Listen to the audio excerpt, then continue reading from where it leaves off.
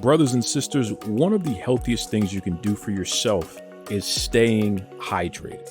And you know what I'm talking about. You go to your basketball game, football game, pro wrestling events, and suddenly you get a little parched. Well, one of the best ways that you can keep yourself safe is using Liquid IV. See, Liquid IV is a hydration stick that you can pour into 16 ounces of water and immediately get more efficiently hydrated than water alone. Okay?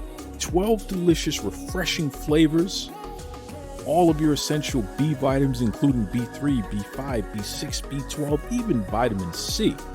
3 times the electrolytes as traditional sports drinks. It's made with premium ingredients, non-GMO, free from gluten, dairy, soy, all that good stuff there. Listen, I'm telling you right now, folks, Liquid IV has changed my life. It's something that I use on a regular basis because I'm always on the go. I gotta stay hydrated. You gotta stay hydrated.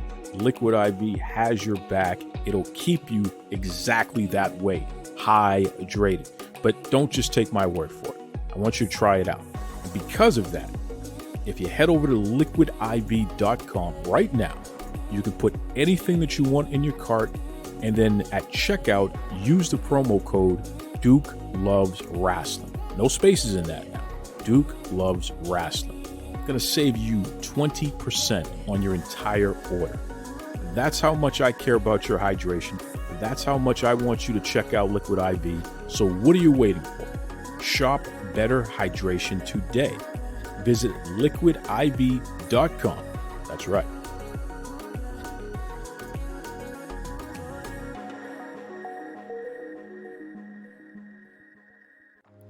This is Mateo Mayorga with 5 Reasons Sports Network and Fansided, and you're listening to Duke Loves Wrestling. Folks, you know I am a big fan of the NBA. Grew up watching it my entire life. And I love to check in with the folks who cover the sport because it just keeps me in the loop on what's going on in general, especially the business of the NBA. I'm always curious about that. And shout out to our good friend Peter Vesey. You know, he's introduced me to a lot of folks, and he's been the gateway to building a lot of great relationships in sports, in journalism. And certainly, you know, my favorite of them all is our returning guest here. So without further ado, Mateo, welcome back to Duke Loves Wrestling, brother. Man, you honor me. It's such a privilege to come back here and be on this show. I loved it so much the first time. And, you know, it's been a long time coming. We got to follow up on some things. How are you doing? I'm doing great, man. And you're absolutely right. It's been a long time coming. Definitely got to follow up. Before we even do that, though, I want to give a shout out to your dad. He shared when you were on the show and you're just such a gentleman and what have you. I got to show respect and appreciation for Mr. Mayorga. So definitely shout out to Big Papa over there. What's up, brother? Thank you for sure. I'll let him know you told him for sure. Absolutely. So what's going on, man? I mean, I know that we are knocking on the door of October, which means that we're right on the road to the next NBA season and all the craziness that goes along with it.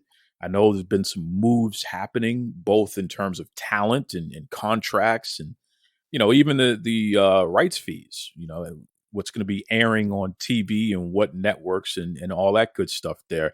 From your perspective, as somebody who covers the sport, what are some things that we should know about as NBA fans? What should we be paying attention to as we head into this next season? Well, Duke, the NBA's historic move with their new rest minimum games policy or anything in regards to the resting of the players, it seems like now there is agreement from, you know, everybody, not just, you know, fans and media, but the league at hand that there is a problem. You know, it was a problem that they weren't acknowledging that, you know, the best players and, you know, frankly, a lot of the upper class or middle class role players in the league were not suiting up like they did in the past. And we should also mention that around the same time that there was a precipitous drop in attendance, COVID was something that changed the world. And there is continued medical data that supports that people are still experiencing the effects of that virus even months after testing negative. But as it pertains to, the NBA's, new rules and, at least the minimum games policy for qualifying for awards in the future, the NBA wanted to crack down on, the resting of players. And this is their effort to make sure that the league gets back to a culture of playing 82 games that guys were teams were kind of drastically getting away from in these last 4 or 5 years. Now, the league will tell you there is no evidence to support that guys are getting hurt more often than the past. That's not my position. That is the league's. But they're still looking into specifically like every one of these occurrences, like the injuries. They still want to be thorough. And one of the reasons I believe they set a marker at 65 games for the awards and the recognition titles like MVP, Defensive Player of the Year, All NBA, and the defensive teams and also the caveat in there, 62 games and 62 games for the players who get hurt and can't proceed. The reason why I think they picked this number is because the league still themselves doesn't have a full picture of why guys are missing games aside from rest. Sure, guys are getting hurt too, and it's kind of strange that they say that they don't see evidence for more injuries in the past. But, this is why I think it's not such a black and white issue and why people shouldn't be so absolutist. Maybe it's something on our end that we as the people who cover it should talk about it more. But basketball does have a lot of wear and tear on the body, and it is a contact sport. And personally, just seeing guys like Jimmy Butler after a game in March when the Heat beat the Knicks in a close game, he had 35 that night and played heavy minutes. This man was limping like Kevin McHale, Duke, and I couldn't believe it. I don't get to, travel to Miami so often, but I was asking around and I was told that this was common for Jimmy Butler. So it's pretty amazing that someone like him can, heal like Wolverine in between games and come back and ball. But listen, like guys, still get hurt.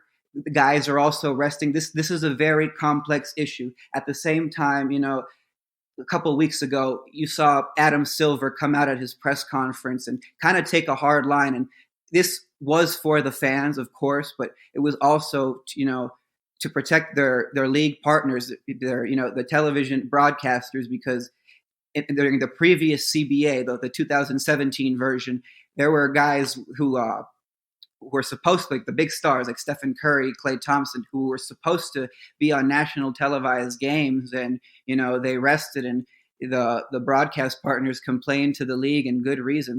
That was bad for everybody involved. It's bad for promotion, wasted dollars, and most importantly, the fans who paid their good hard-earned money to see these players. Sometimes they could have season tickets. There's some who scrounged out all they could just to see them once, and they couldn't. This was a big deal, and the league doesn't want to see that. What really ticked them off was young players with no injury history missing time when they shouldn't. And another one that was a big deal to them was specifically the situation in Portland at the end of the regular season. Damian Lillard missed the last 10 games. That team only won one of those games, and what a coincidence. They were the team that picked number 2 overall in the draft and picked Scoot Henderson, who is supposed to be the real deal and the next best thing at point guard. Those are the things the league doesn't want to happen. They want to crack down on the resting of players who, when they are healthy and not experiencing pain,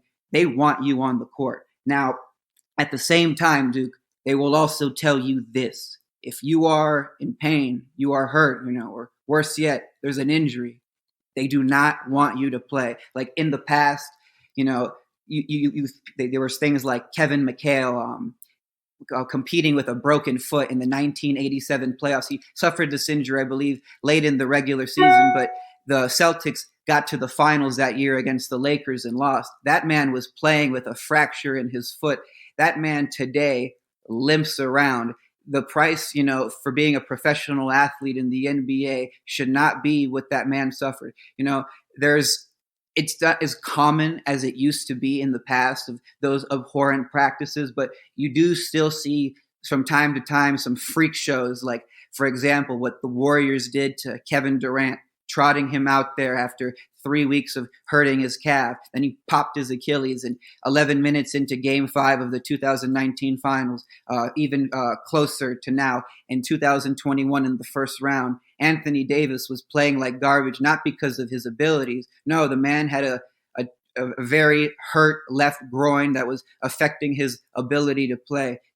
Shame on these organizations for suckering these players and using their love for the game and manipulating them to go out there for some cheap wins. The league doesn't want to see that anymore. It's some abhorrent practices. And listen, anybody that, competes while they're physically injured is, asking for trouble and also asking for their careers, to be cut shorter. But, some key observations that I've, taken away just from speaking to people, Duke, as well, is that the league was on a conference call with the representatives of the 30 teams, and one thing that they told the teams to provide them was medical data to, or regarding this subject on everything they got. So because they're still listening and learning too, they had to, enact this 65 game, policy, but, because they're still asking for more information. That's why I'm not surprised it wasn't higher. And another thing they were told by the teams is, contrary to what the public wants, the league to lower the amount of back-to-backs. According to, NBA communications, there are some organizations, like I wasn't told specifically which ones, who are advocating for more back-to-backs because there is some medical data to suggest that it prevents injuries.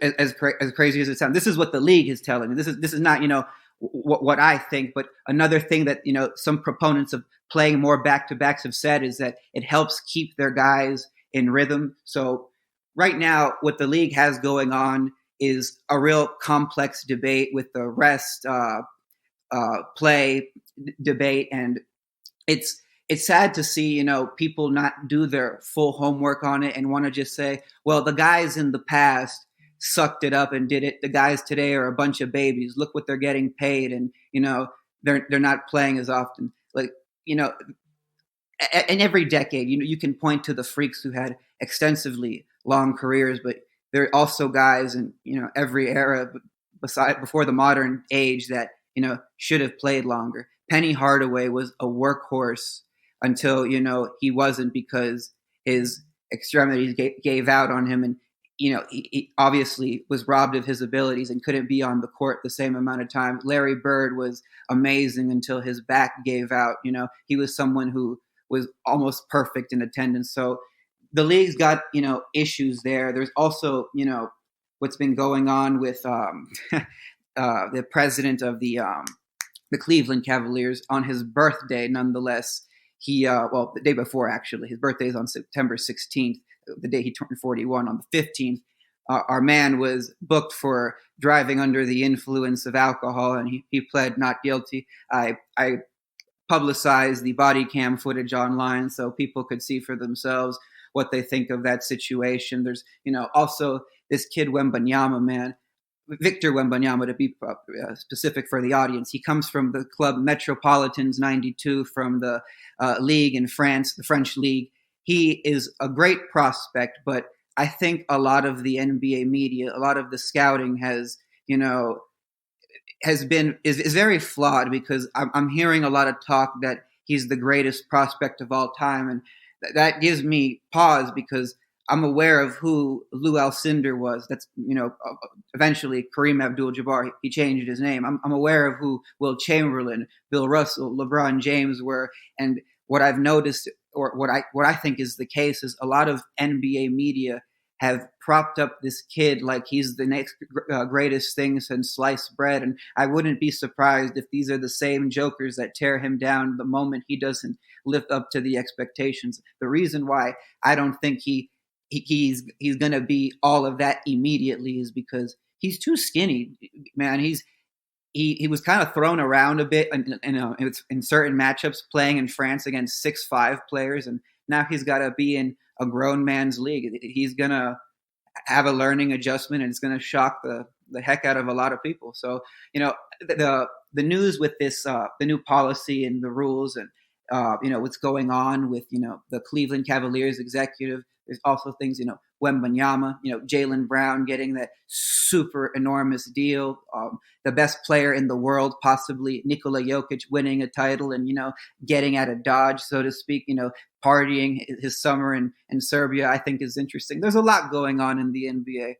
Well, I'll tell you, that's a hell of an update, and I want to give you your props because you were on top of this thing with COVID and how it could affect the longevity of players, especially as we go through seasons and what have you, and the fact that so many were having to play less, and there was no other explanation that would make it make sense other than the fact that these are the residual effects of COVID-19 on these athletes.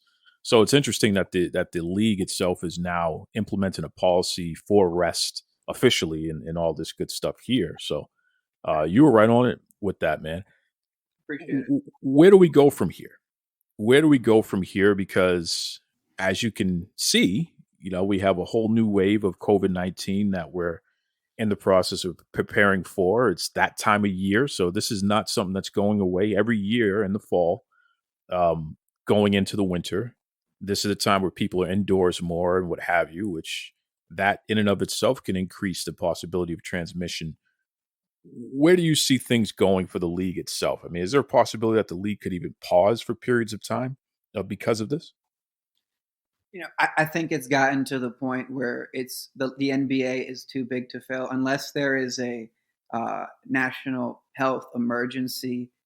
They will not do something like that. And the funny thing is, it took something like them shutting down the league for other world organizations to take notice and start following their footsteps and taking the safe route. But in regards to where you go forward, until the NBA sees more conclusive data or evidence for things, they will not risk their financial bottom line. I have put in inquiry requests for interviews with specifically Dr. Sandeep Lahadi of the Methodist Hospital in Houston, one of the leading research centers for COVID research. I'm still waiting to hear back from him and his representatives. Hopefully I get him soon because I would love to provide an update because I have a whole lot of questions on, specifically what these things or what these symptoms can do to an athlete long term. And let's be real, a lot of the NBA players, a lot of them tested positive when the league was in its shutdown and in its first season back from it. But I don't think we can expect much right now. What about from a general standpoint? I mean, what are you looking forward to as the season is approaching us? Do you see any surprise hits for any particular teams, or are there teams that traditionally are competitive? You think they've taken a major step back with the moves they've made during the offseason? Oh, my man, I forgot to mention one of the big power plays going on in the league right now, Damian Lillard, and how he is also trying to get rid of the Portland Trailblazers. This is a storyline that it is a big deal because this guy has 4 years left on his contract and has told the team he doesn't want to play for them. And one of the four horsemen of Miami media, Barry Jackson, who works for the Miami Herald, has reported recently that if Damian Lillard were to get traded to another outfit, he would immediately ask for a swap to the Miami Heat. They're doing this to try to dissuade other teams from making a play for Damian Lillard. And this is kind of some unprecedented stuff because, in the past, Ben Simmons was someone who was moved with multiple years on his deal. And when that happened, I said that'll open the floodgates. But Damian Lillard has kind of become a flashpoint for people taking positions because they're like, a lot of people are saying, well, it's bad for the league that someone like him has, as good as he is, has all this time left, and he can just, because of his star power, start throwing his weight around and make things uncomfortable and force the team's hand to trade him. there is that position. It's a valid one. You know, then there's the other one that he signed that deal, that extension, with the intention of the team being a competitive outfit. They sold him on the promise of contention, and what they did at this draft was go on and pick his replacement, number 2 overall, Scoot Henderson. I understand the player's frustration. He's on the back end of his career, still excellent, I want to say, but 33 years old.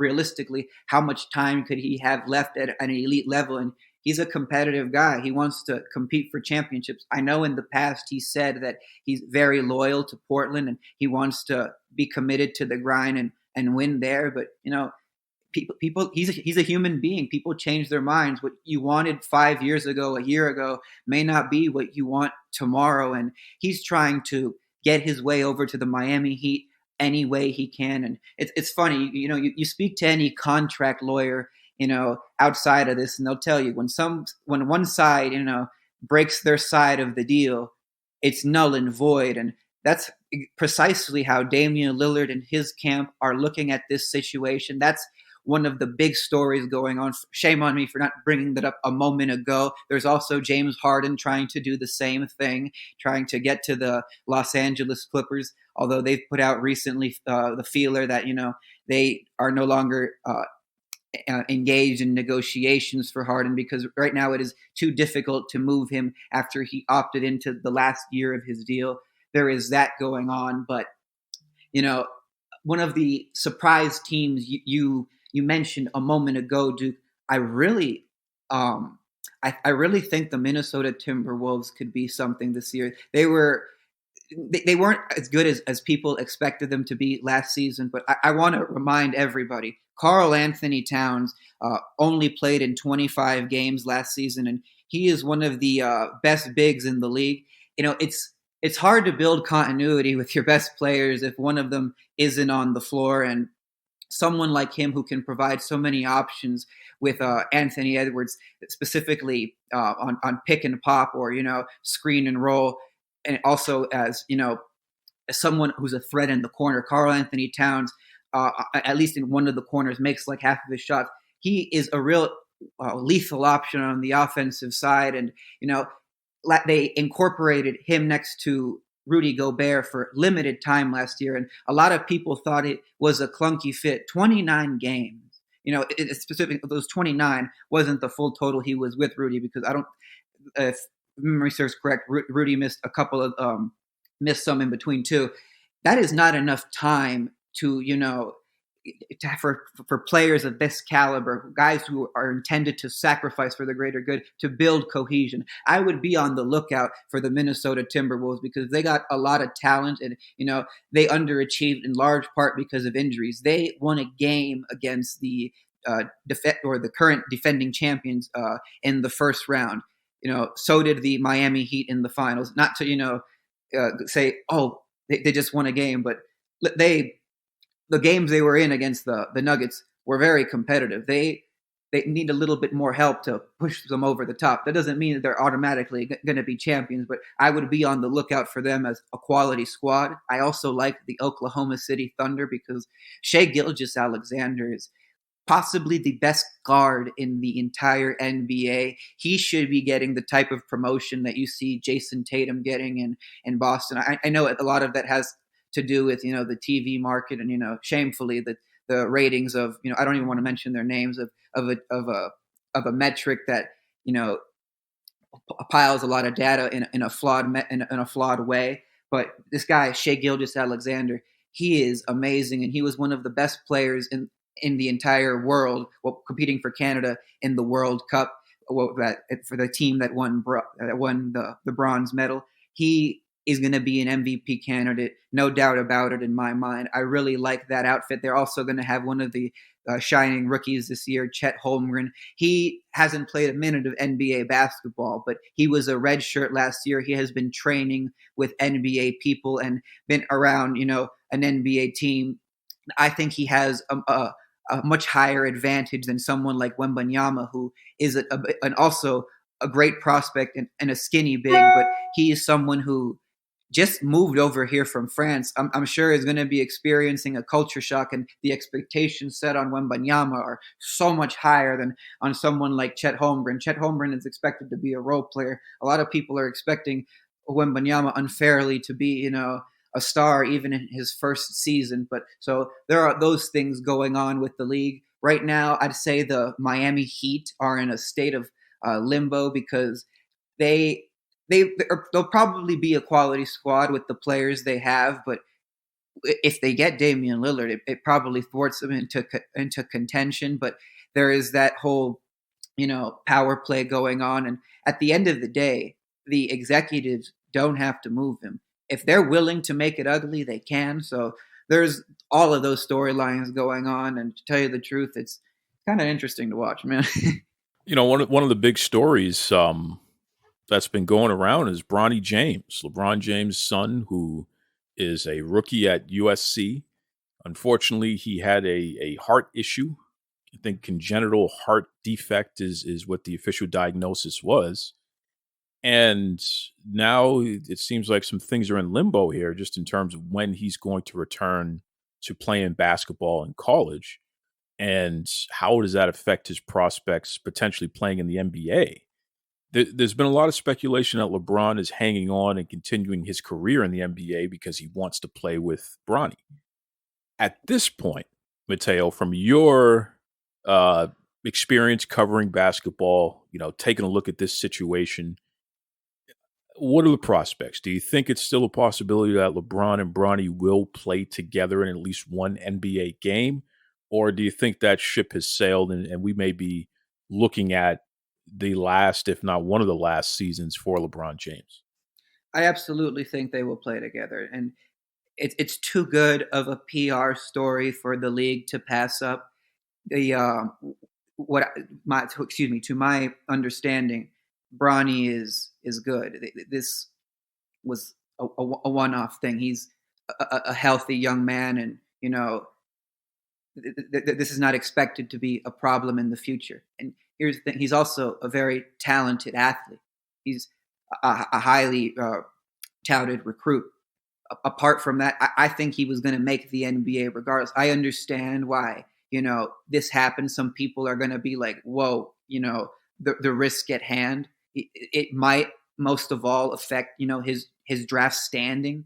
But listen, I think somebody, even if he doesn't get picked, you're like, oh my goodness, the opportunity to get, signing Bronny James is likely the gateway to signing LeBron James. So I don't think this is going to stop them from taking the court together and having, one of the NBA's, greatest stories for a day, So this is something LeBron's, everybody has suspected, he's talked about it a little bit. Everybody's known he's wanted this for a while. So I no doubt about it in my mind. Well, listen, Mateo said it, so you can definitely expect that to happen, folks. That's good stuff. That's good stuff. You definitely have given me a refresher. I feel so much more comfortable going into this next season here, although I am still concerned about my Miami Heat. So you gave me a little angst there.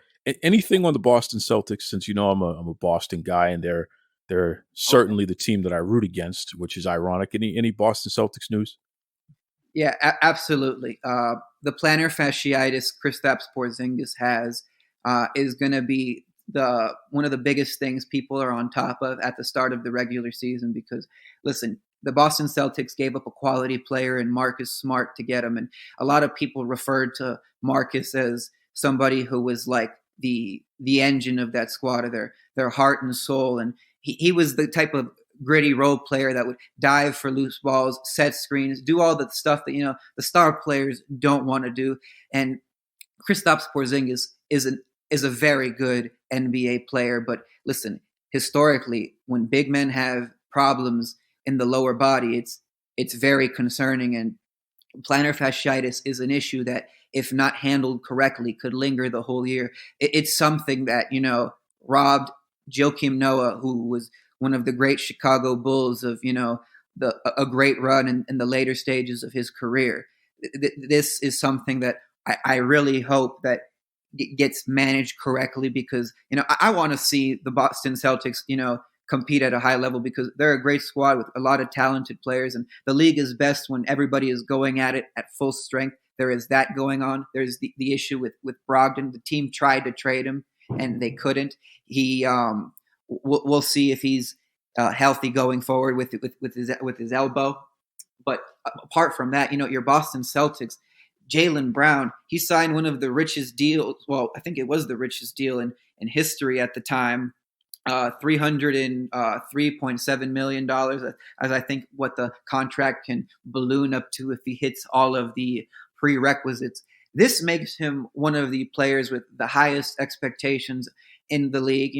Personally, I thought he was somewhere, you want to say, in the top 20, top 25. I think that's fair. But, a guy like him with the right type of team built around him, could take you very far in the playoffs, especially when his, running mate is someone as good as Jason Tatum. But a lot is going to be expected from Jaylen Brown. He is paid like the best player in the world. And frankly, the Boston Celtics had a disappointing, end to their season in the conference finals. They went down 0-3 against the Miami Heat, won the next three, setting up a all-time anxiety-filled, match for the supporters of the Boston crowd and the Miami group.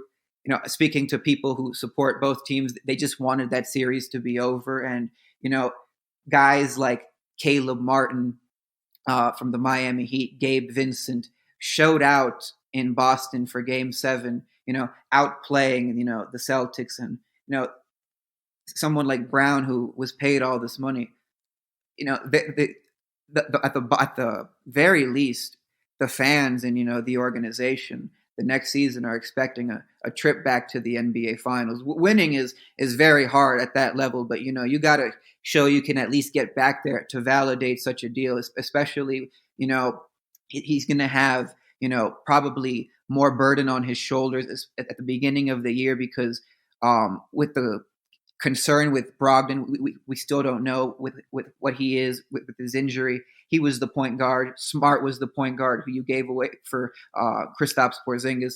One of these guys is going to have more ball handling duties, and it very well could be Jaylen Brown. So he's got a lot to live up to. Don't get me wrong, he's a very fine player. I think he's up for the challenge, but there is that going on with the Boston Celtics. Well, Mateo, what's the best way everyone can keep up with you to definitely follow along as the season develops and certainly get updates on a daily, weekly basis, you name it, whenever you're putting stuff out? Well, on my Twitter page, it's Mateo Mayorga 23.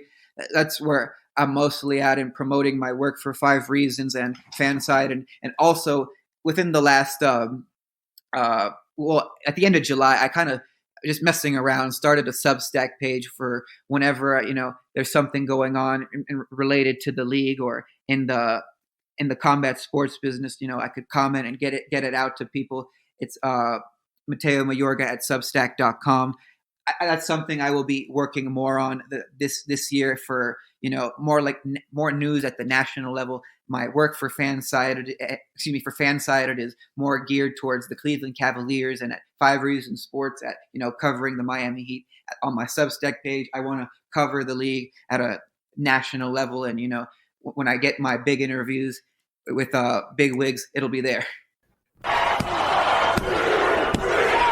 This is Tony Schiavone, and we're desperately out of time on Duke Love Wrestling.